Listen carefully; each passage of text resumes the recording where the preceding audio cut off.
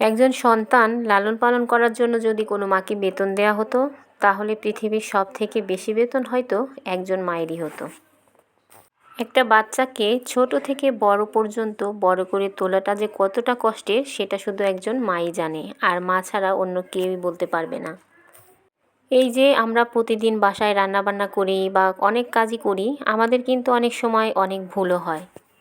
আবার দেখা যায় যে রান্না হয়তো প্রতিদিন ভালো হলেও একদিন হয়তো খারাপ হয়ে যায়। সেদিন অনেকেই বলে আজকে রান্না ভালো হয়নি, আজকে খাবারটা ভালোভাবে খেতে পারলাম না। এই তো দেখুন, অথচ যে রান্নাটা করে তার কিন্তু বলার কোনো জায়গাই নেই। নানান জনের নানান অভিযোগ থাকলেও মায়েদের কোনো অভিযোগ থাকে না। আসলে অভিযোগ করার কোনো জায়গাই নেই, সেজন্য অভিযোগ করাও হয় না। পরম যত্নে একটা বাচ্চাকে ছোট থেকে বড় করে তারপর বড় করে তোলা হয়। এখানে অনেক মায়া, অনেক ভালোবাসা, অনেক কিছু জড়িয়ে থাকে, যেটা বড় হবার পর এই স্মৃতিগুলো মায়েরা অনেক মিস করে।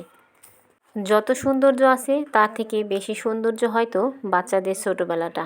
এই ছোটোবেলাটা কাটার পর যখন বড় হয়ে ওঠে, তখন এই ছোটোবেলাটা অনেক মায়েরা অনেক মিস করে। এক পা দুপা করে হাঁটা, প্রথম মা বলে ডাকা, একটা একটা করে কথা বলা শেখা, এগুলোর যে আলাদা একটা অনুভূতি, সেটা শুধু মায়েরাই বলতে পারবে। আসলে এর কোনো বেতনও হয় না, বা এর কোনো কোনো কিছু এটা দিয়ে আর পরিমাপও করা যায় না বা পরিশোধও করা যায় না।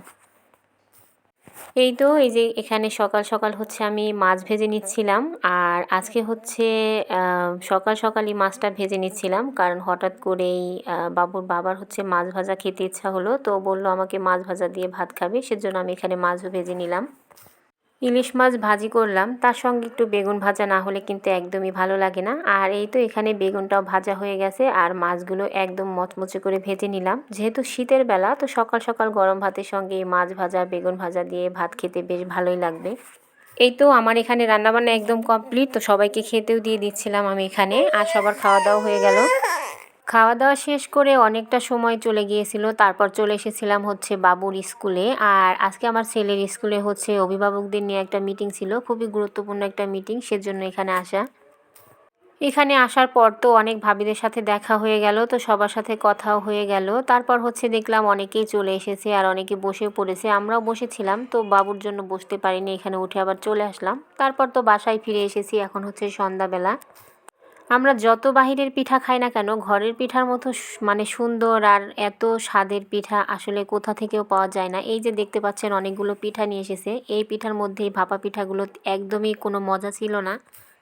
চিতই পিঠাটাই খাওয়া হয়েছে, আর ভাপা পিঠাগুলো শুধু শুধু নষ্ট হয়েছে। তারপর এদিকে এই যে অনেকগুলো নান আর গ্রিল নিয়ে এসেছিলো, সেগুলোই বেড়ে দিলাম। তো আজ এ পর্যন্তই, সবাই ভালো থাকবেন, আল্লাহ হাফেজ।